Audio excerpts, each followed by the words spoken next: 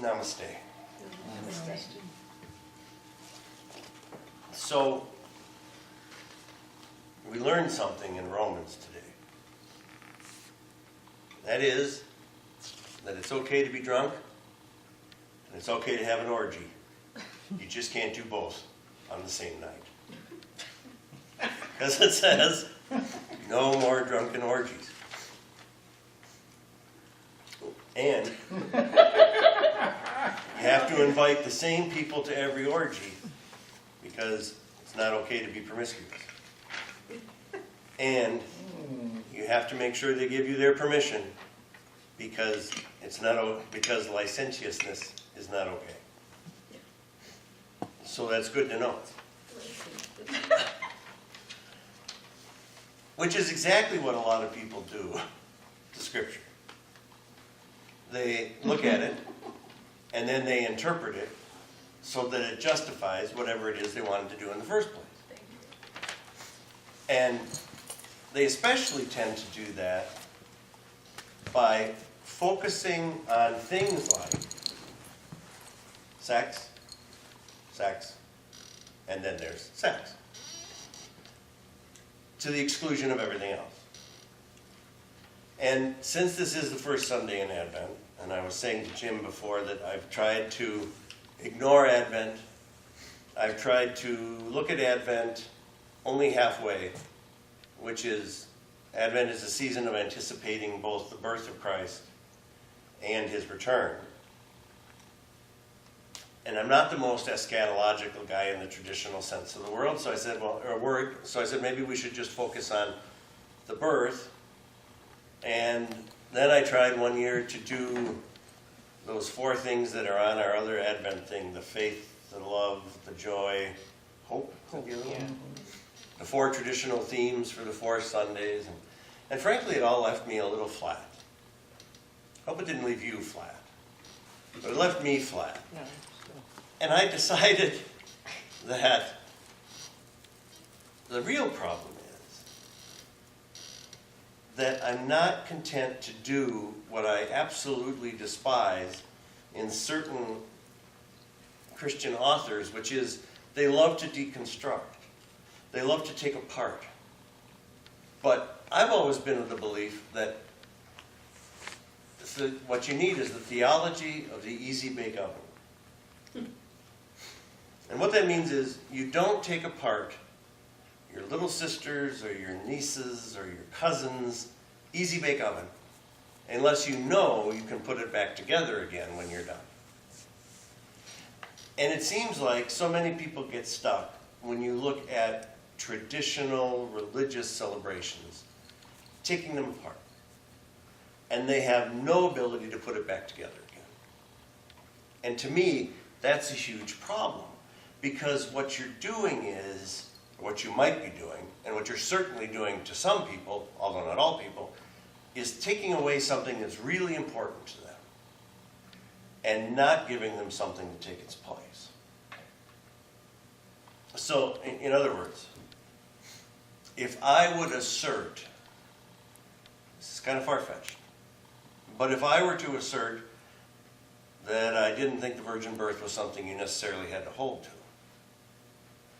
I had better give you something to take its place. I had better be able to tell you why that's so, why it's still okay, why your world won't fall apart now that you feel that way.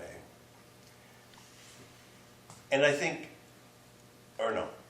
I wanted this year to look at Advent in its fullness. And that's why the readings for Advent will be from Christian scriptures. The Jerusalem Bible even.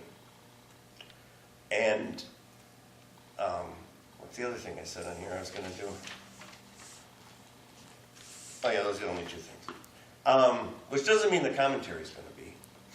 But I want to say that Advent, for me now, I think the secret to Advent is in that Buddhist distinction between relative and ultimate.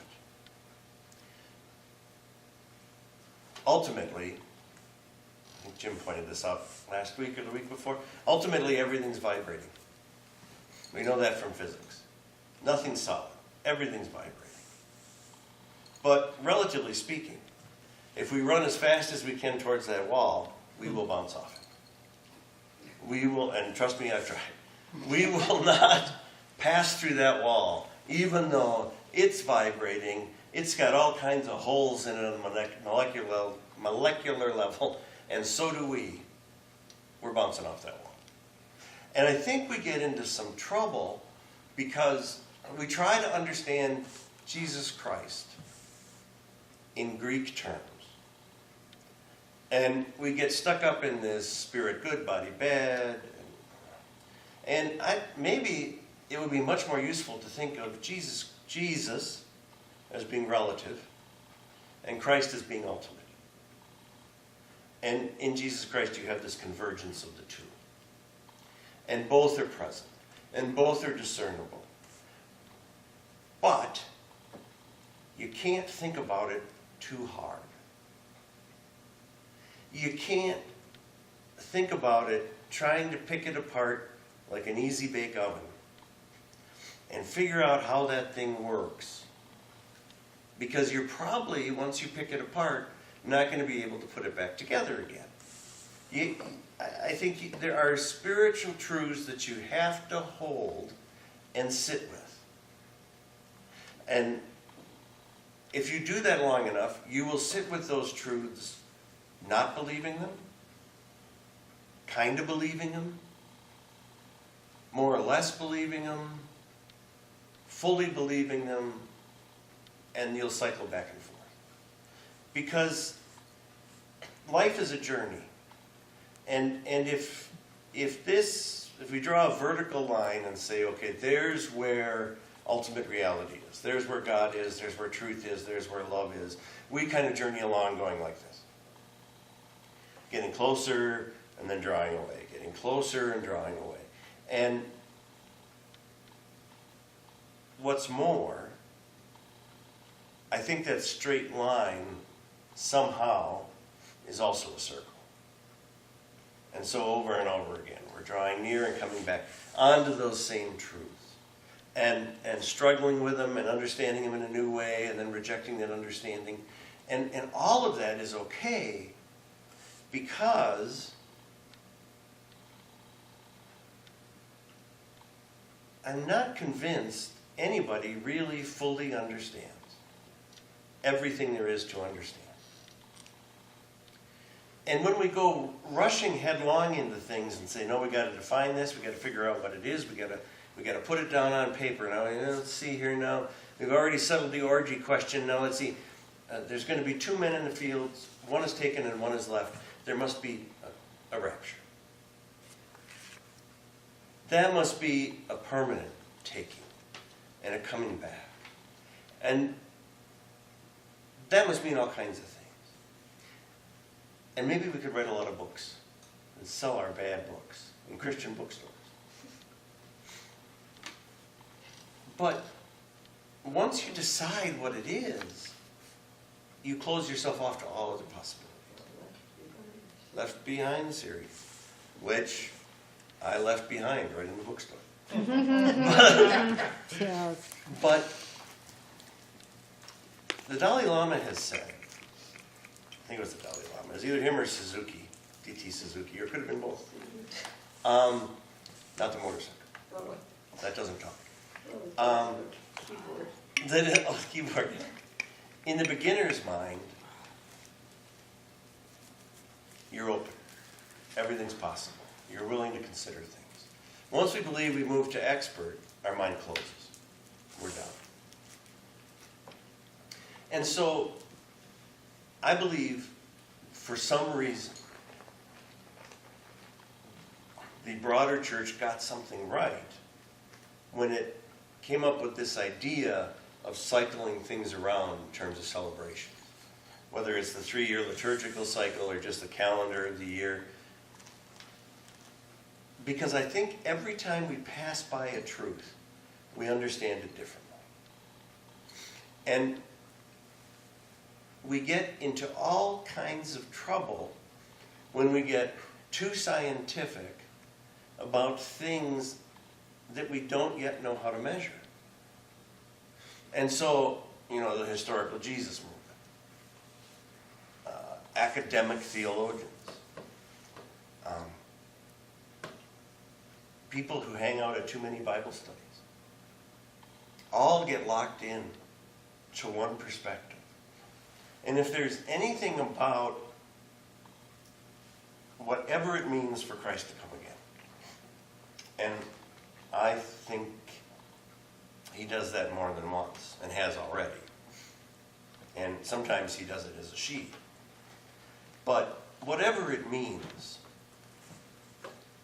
defining it doesn't help. Sitting with it helps. The spiritual life is a lot more like brewing tea than it is throwing a TV dinner into the oven or bursting up the microwave.